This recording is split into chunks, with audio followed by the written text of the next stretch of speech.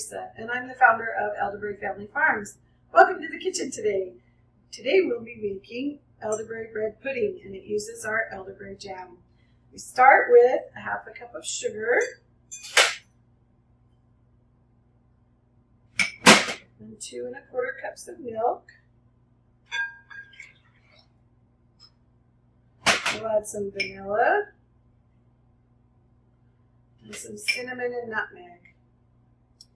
And then we will add some eggs that our sweet neighbor gave us the other day. They're brown and green and all kinds of fun colors because they're from their chickens next door.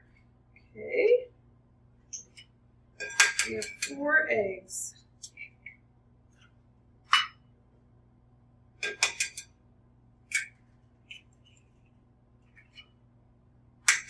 And because I am a messy egg cracker, I have a wipe for my hands. Okay. Then we want to stir this all together, and we want to mix it really, really well. So we stir it for a few minutes and mix it all up till the eggs are all mixed in with everything. The first time that I had elderberry, well, I had bread pudding. It wasn't elderberry pudding back then. It was just bread pudding. I was pregnant with our daughter, and I couldn't keep anything down except popsicles. That was the only thing I could eat for several months was popsicles. And I had a very sweet neighbor who brought me over a bread pudding one day, and she said, "You need something with substance, and this is very easy on your stomach, so try it and see if it will stay down." And it did. I ate the whole bowl, and it was delicious. And it's been a favorite comfort food of mine ever since then. I'm still mixing. Okay. After we get it all mixed up, we're going to pour it over these bread cubes. So I took 6 slices of bread and I cut them into cubes and put them in the oven and toasted them for a few minutes so they're nice and dried out. And then they'll absorb all this yummy, yummy sugar and milk and eggs. So we're going to pour this over the top.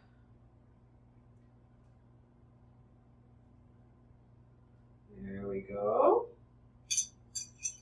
Okay. Now for the yummiest part.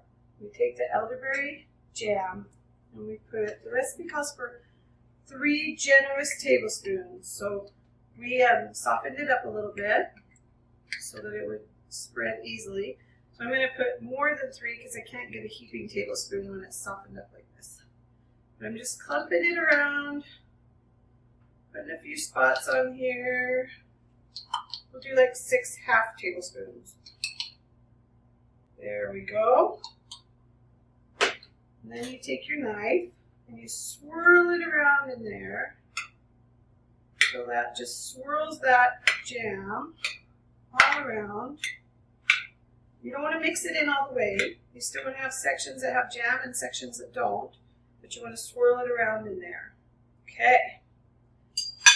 Now we'll take this pan and put it in the oven at 350 degrees for about 40 or 45 minutes until you can insert the knife in the middle and it comes out dry so that you know the eggs and the milk have all cooked and set. We made one ahead of time for you last week, or this week, I mean, and this is all that's left because the guys figured out that there was bread pudding in the kitchen and it's a favorite of everybody's. So we can't show you the whole pan finished. We can only show you the 2 pieces finished because that's all we could finish or salvage from the pan that we made. So this bread pudding is really good with whipped cream, and it's especially good with the elderberry whipped cream recipe that's on our website. The full recipe for the elderberry bread pudding is in the description below, or you can find that on our website at elderberryfamilyfarms.com. Thank you for joining me in the kitchen today, and I hope to see you again soon.